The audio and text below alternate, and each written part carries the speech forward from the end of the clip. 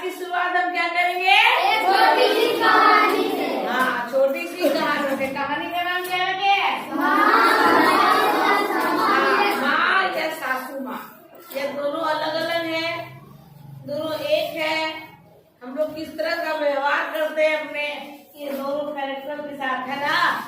कहानी शुरू होती है एक संजय जी नाम के व्यक्ति से, ठीक है। उनके जो मम्मी पापा है वो गांव में रहते हैं। कहाँ रहते हैं? गांव में। अब अचानक से जो संजय जी है उनके पिताजी की मृत्यु हो गई। क्या हो गई है? मृत्यु। हाँ, मृत्यु हो गई है। तो गाँव में हुआ है, पिताजी का अंतिम संस्कार किया और उसके बाद अपनी माँ को बोले बिना सोच के तो जाओ। अपनी माँ को बोले कि माँ अब मेरे साथ शहर चलिए, ठीक है। क्या बोले कि अब माँ अब मेरे साथ शहर चलिए। वो जो संजय जी है वो रांची में रहते हैं। कहाँ रहते हैं? रांची में।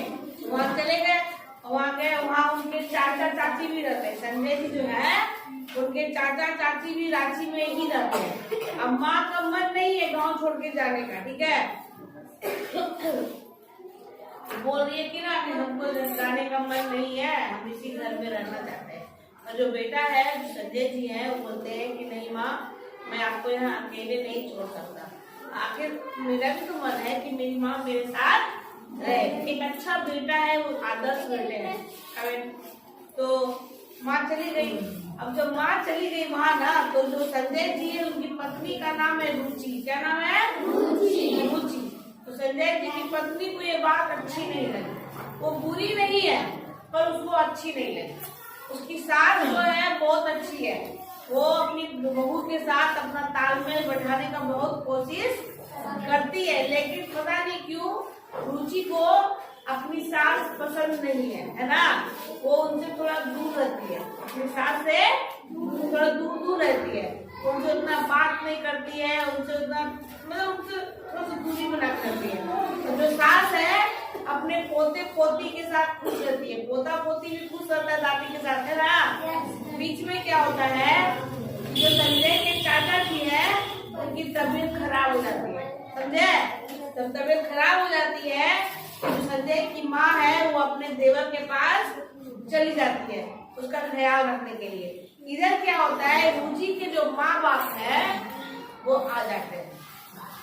इस बीच में क्या होता है, जो संजय जी की माँ है वो अपना बेटा को कभी बताती नहीं है कि तुम्हारी पत्नी मेरे साथ इस तरह का व्यवहार कर रही है, क्योंकि उसको लगता है कि अगर हम ऐसे बोलेंगे तो बेटा बहू में लड़ाई हो सकता है, इसको बताती नहीं है। और संजय जी को ये बात पता है, जो उनकी पत्नी है जो उनकी पत्नी है वो मेरी माँ के साथ अच्छा व्यवहार नहीं कर रही है। तो अपनी पत्नी को बहुत समझाते हैं कि तुम इस तरह से नहीं करो, मेरी माँ बहुत अच्छी है, तो तालमेल मिला के चलो। लेकिन रुचि जो है वो बात समझने को तैयार नहीं है। वो अपने सास के साथ थोड़ा सा बुरा व्यवहार, थोड़ा सा दूरी बना के रखती है। यही सब इसके बीच में संजय जी की जो मम्मी है वो अपने देवर के पास यानी संजय जी के चाचा के पास चली गई है। अब इधर क्या होता है, जो रुचि है उनके मम्मी पापा बिना बताए चलाते हैं, ठीक है। क्या करते हैं?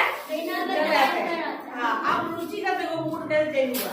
रुचि जो है बहुत खुश है, मम्मी पापा को देख के रुचि बहुत खुश है, वो चहकने लगी है।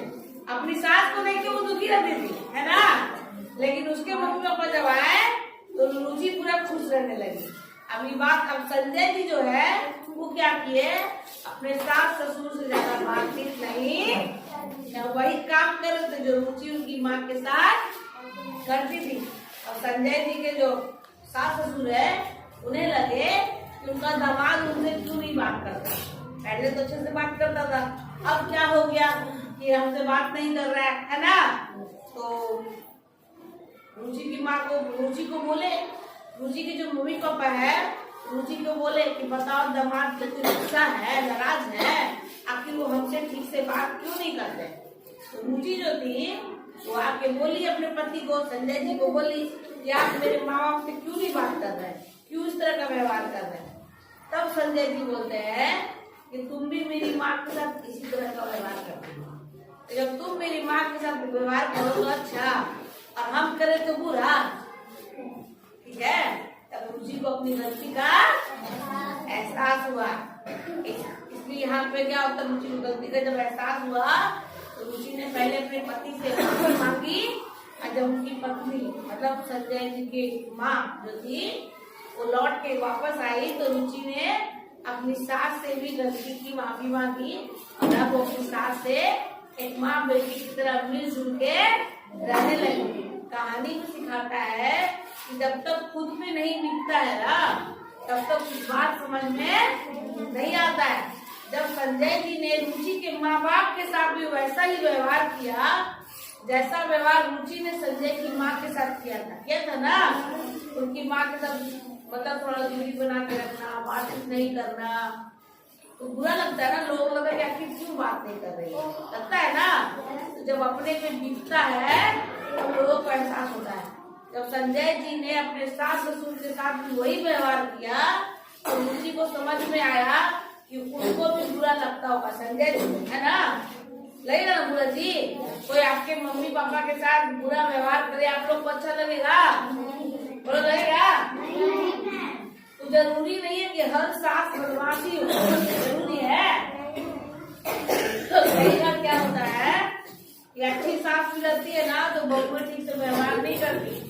उनको लगता है कि मतलब अपने दिमाग में बचपन से आप लोग छोटे छोटे हैं ना, अभी आप लोग बताओ कुछ बात बच्चे बोले ना आप लोगों ने कि सास बहुत बदमाश होती है, बोल ना कैसे जानते हैं कि सास बदमाश होती है? आप लोग की तो सास है नहीं, कैसे जानते हैं कि सास बदमाश होती है? ये दिमाग में कौन डाला? आपके बड़ों ने डाला। और आप लोग अच्छे भी रहेंगे ना, कल को आप लोग की शादी भी होगी तो आप लोग यही सोचेंगे कि सास तो बदमाश होती है। दिमाग में पहले से भरा हुआ है, दिमाग में क्या है पहले से भरा हुआ है कि सास बदमाश होती है ना।